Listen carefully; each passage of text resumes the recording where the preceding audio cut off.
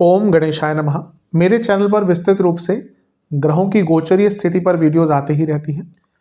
तो अगर आप भी चाहते हैं कि ग्रहों की गोचरीय स्थिति पर रेगुलर अपडेट्स आपको मिलती रहे, क्या अच्छा क्या बुरा घटित हो सकता है, एक गाइडेंस ज्योतिष के द्वारा आपको प्राप्त होती रहे, तो अवश्य मेरे चैनल को सब्सक्राइब कीजिए।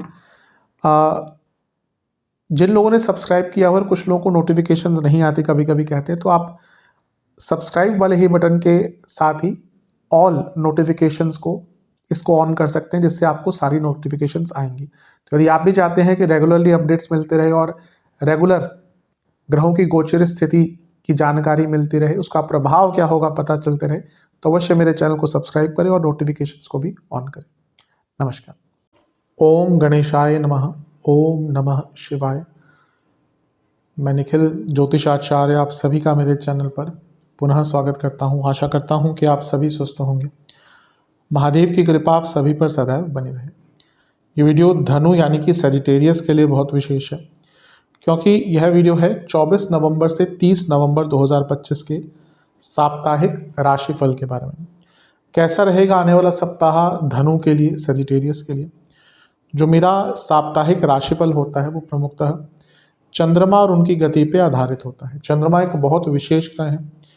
चंद्रमा की विशेषताएं बहुत हैं, लेकिन जब हम साप्ताहिक राशिफल के संदर्भ में बात करते हैं तो पहला तो उनकी तेज गति, फिर उनका मन का कारक होना और फिर उनकी एक क्वालिटी कि वह जिस भी भाव, राशि, ग्रह आदि के साथ संबंध संपर्क साधते हैं उनको बहुत एक्टिवेट कर देते हैं।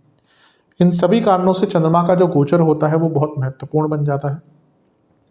चंद्रमा के गोचर के कारण हमारे मन, मस्तिष्क, स्वभाव, विचार, सोचने के तरीके, दृष्टिकोण, day to day activities, decision making, हर चीज़ पर बहुत इम्पैक्ट पड़ता है।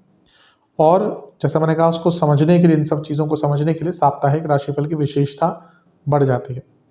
इस अंधकारमय जीवन में और अनिश्चिततापूर्ण जीवन में ज्योतिष एक मात्र विद्या है जो हमें थोड़ा सहारा दे सकती है। ज्योतिष एक मात्र विद्या है जो हमें गाइड कर सकती है। भले ये राशिफल सामान्य आधार पर दिए जाए, लेकिन एक जनरल गाइडेंस के लिए बहुत उपयोगी होते हैं। यदि आपकी लग्न राशि या चंद्र राशि धनु है, दोनों ही गाइडेंस के लिए देख सकते हैं। इस राशिफल को अलग अलग नहीं बन सकते। जहाँ से ज़्यादा सूट और रिलेट करता है आपको, वहाँ से देखिए। व्यक्तिगत तौर पे मेरा मानना है लग्न से देखेंगे तो अच्छा। इनकेस नहीं पता है तो अपनी चंद्र राशि से भी इसको देख सकते हैं। शुरू करते हैं। चंद्रमा आपके धन स्थान में आ जाएंगे, यानी कि मकर में, और ये होगा 25 तारीख को सुबह 5 बजे के आसपास। 24 तारीख को चंद्रमा पूरे दिन आपके लग्न भाव में ही रहेंगे, धनु में, और वो तो हम ऑलरेडी डिस्कस कर चुके हैं। और यहाँ पे वो 25 तारीख सुबह के 5 बजे से 27 तारीख दिन के 3 बजे तक रहेंगे। इससे 2 दिन पहले बुध पतित होकर पिछली राशि में गिर चुके होंगे, यानी कि तुला में। चंद्रमा का धन स्थान में आना बहुत अच्छा होता है, और क्योंकि वो अष्टमेश है, कभी कभी उनका धन स्थान में आना अचानक से धन प्राप्ति की ओर इशारा करता है। व्यक्ति को धन कमाने के नए अवसर मिलते हैं। कुछ पैसा फंसा हुआ था वो पैसा आ सकता है। कुटुंब में भी पैसा आ सकता है, और व्यक्ति के पास इन्वेस्टमेंट के ऑप्शन भी आते हैं। अष्टमेश है तो पैतृक संपत्ति से भी लाभ, और 2 नंबर का काम आप करते हैं, कुछ स्पेकुलेटिव मार्केट्स का काम करते हैं, उसमें भी लाभ मिल सकता है। ध्यान क्या देना है कि केमद्रुम योग में है चंद्रमा, कोई भी ग्रह आसपास नहीं है, राहु केतु को उसमें नहीं मानते। तो वाणी पर बहुत कंट्रोल कीजिएगा, क्योंकि अगर आपकी वाणी पर कंट्रोल नहीं रहा तो प्रॉब्लम काफ़ी हो सकती है, और इसका impact personal as well as professional life दोनों पर ही दिख रहा है। इसलिए वाणी पर नियंत्रण अनिवार्य रहेगा। नवांश कुंडली बताती है कि अपने मन की बातें बहुत स्पष्ट रूप से मत कहिएगा, क्योंकि उसको लोग गलत तरीके से परसीव करेंगे। दशांश कुंडली कार्य क्षेत्र में केवल अपने काम से काम रखना है, ना ही किसी को अपने काम में दखल अंदाजी करनी देनी है, ना ही किसी के काम में दखल अंदाजी करनी है। बिजनेस एक रिदम की कमी रहेगी, एक लय की कमी रहेगी। हाँ, ये है कुछ भरपाई हो सकती है नुकसान की। लव लाइफ बहुत शैलो थिंकिंग रहेगी दोनों ही साइड से, और उस पर लड़ाई झगड़े होंगे। वैवाहिक जीवन ऐसा लग रहा है कि बहुत टाइम से चीज़ों को ठीक करने का प्रयत्न कर रहे थे, लेकिन ठीक नहीं हो पा रही थी। ये वो टाइम है जब आप थोड़ा अगर पेशेंस दिखाएंगे तो प्रॉब्लम्स पर डिस्कशन कर चीज़ों को ठीक किया जा सकता है। स्टूडेंट्स की जहाँ तक बात है, मेंटली बहुत एग्जॉस्टेड दिख रहे हैं। ऐसा लग रहा है बहुत भार है आपके ऊपर एक्सपेक्टेशन का। कोई बात नहीं, थोड़ा ब्रेक ले लीजिएगा। अगर कोई एग्ज़ाम वगैरह नहीं आ रहा, 1 डेढ़ दिन 2 दिन अपने लिए ब्रेक का निकालिएगा। ऐसा जब मेंटली आप एग्जॉस्टेड होते हैं, आप काम नहीं कर सकते, तो एक ब्रेक की आवश्यकता दिख रही है। जहाँ तक सेहत की बात है, दांतों की प्रॉब्लम, आंखों की प्रॉब्लम, इनडाइजेशन, लिवर की प्रॉब्लम। सर्वाष्टक में आपका भाग्यस्थान बली है लक्ष्मी स्थान, तो लक्ष्मी स्थान बली है, चंद्रमा धन स्थान में है, लक्ष्मी प्राप्ति का बहुत सुंदर योग है। 27 नवंबर दिन के 3 बजे चंद्रमा आ जाएंगे आपके तीसरे घर में, यानी कि कुंभ में, 3rd हाउस, और 29 नवंबर रात के 9 बजे तक यहीं पर रहेंगे। चंद्रमा का तीसरे भाव में आना एक प्रकार से अच्छा माना जाता है। इससे एक दिन पहले शुक्र का गोचर हो जाएगा, वो वृश्चिक में आ जाएंगे। यहाँ पे चंद्रमा 29 नवंबर रात के 9 बजे तक रहेंगे। तीसरे घर के चंद्रमा अच्छा रिजल्ट देते हैं, तीसरे घर के राहु भी अच्छा रिजल्ट देते हैं, तीसरे घर में ग्रहण दोष भी अच्छा रिजल्ट देता है, क्योंकि व्यक्ति फिर घबराता नहीं है कुछ बड़ा करने से पहले, वो बहुत हिचकता नहीं है, कुछ रिस्क लेने हैं, कुछ अलग करना है, कुछ आउट ऑफ कंफर्ट जोन में जाके करना है, उससे वो घबराता नहीं। व्यक्ति की रिस्क टेकिंग एबिलिटी कहिए तो बढ़ जाती है और वो आगे बढ़ने का प्रयत्न करता है। यहाँ पे मंगल का प्रभाव भी है, और राहु मंगल दोनों थोड़े एक्सप्लोसिव टाइप ऑफ ग्रह हैं। ये सोचते बाद में हैं, करते पहले हैं, स्पेशली इनकी जोड़ी। राहु तो फिर बहुत मैनिपुलेटिव है, लेकिन जब राहु मंगल साथ में हो ना, तो वो व्यक्ति बहुत इम्पल्सिव हो जाता है।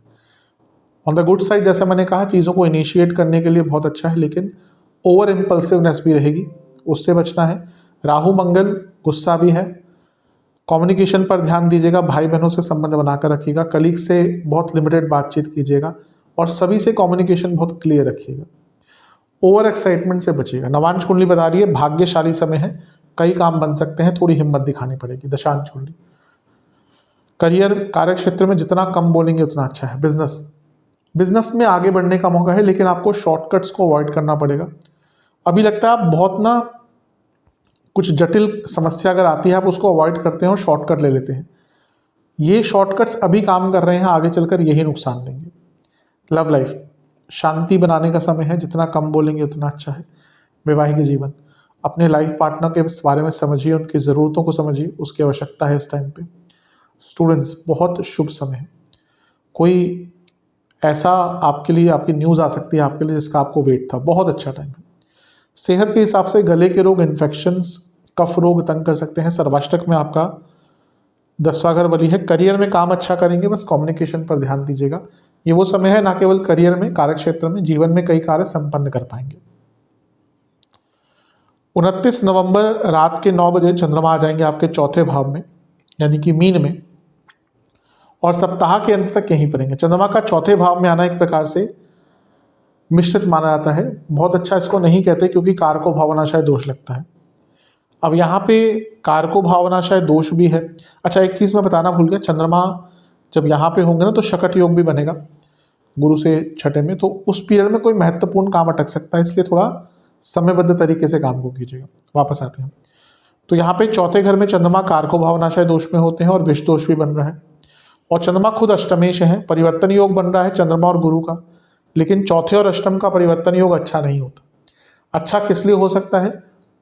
पैतृक संपत्ति के लिए, साधनाओं के लिए, आत्ममंथन के लिए। लेकिन क्योंकि चंद्रमा के कारको भावनाशय दोष में भी है, और शनि के साथ भी है जो विषदोष बन रहा है, इसलिए बहुत वैराग्य भी रहेगा, अपनों से बात करने का मन नहीं करेगा, और इमोशनली बहुत वल्नरेबल रहेंगे। एक चीज़ अच्छी है कि शनि 28 तारीख को ही मार्गी हो जाएंगे, इसीलिए कुछ ऐसी दुविधा में अगर फंसे हुए थे पर्सनल लाइफ में, प्रोफेशनल लाइफ में, इमोशनल लाइफ में, जिससे निकल ही नहीं पा रहे थे, उससे निकलने का मौका मिलेगा। लेकिन हाँ, इमोशन से कम दिमाग से ज़्यादा यहाँ पे काम आपको लेना पड़ेगा। किसी पर भी भरोसा मत कीजिएगा। नवांश कुंडली, अपने जीवन की लय खुद ढूंढिए। अभी ऐसा लग रहा है आपका जीवन बहुत डिपेंडेंट हो गया है लोगों पर। दशांश कुंडली, कार्य क्षेत्र में बहुत हारमोनियस वे में काम कीजिएगा, बहुत काम आएगा ये चीज़। जहाँ तक बिजनेस की बात है, भाग्य साथ देगा आगे बढ़ने के लिए। लव लाइफ, टाइमिंग पर बहुत ध्यान दीजिएगा, कब क्या कहाँ बोल रहे हैं, किस समय पे बोल रहे हैं, किस परिस्थिति में बोल रहे हैं। गलत जगह पर सही भी अगर चीज़ बोलेंगे ना, उसका दुष्प्रभाव होगा। वैवाहिक जीवन, एक दूसरे की तरफ फ्रेंडली रहिए। अभी लगता है कि एनिमिटी ज़्यादा बढ़ रही है, फ्रेंडली रहिए। स्टूडेंट्स, आप थोड़ा सा ना कृतज्ञ रहिए, ग्रेटिट्यूड की भावना रखिए कि आपके पास जो है वो बहुत है। शायद कई लोगों के पास इसका आधा भी ना हो, क्योंकि हफ्ते के अंतिम भाग में यही फीलिंग आएगी कि मेरे पास कुछ नहीं है, उसके पास ये है। इस फीलिंग से बचिएगा, अदरवाइज हफ्ते का अंतिम भाग आप वेस्ट कर देंगे। सेहत की जहाँ तक बात है, आपको चेस्ट की प्रॉब्लम, नसों की problem, breathing issues, cardiac issues तंग करेंगे। सर्वाष्टक में आपका छठा घर बली है। व्यर्थ की चिंताओं से अपने आप को दूर रखिएगा। उपाय के स्वरूप में आपको महादेव की एक बार आरती करनी है कपूर के साथ। आशा करता हूँ वीडियो काम आएगी। चैनल पर नए सब्सक्राइब कीजिए, वीडियो को लाइक कीजिए। मिलता हूँ आप सभी से अगली वीडियो में, तब तक के लिए ओम नमः शिवाय।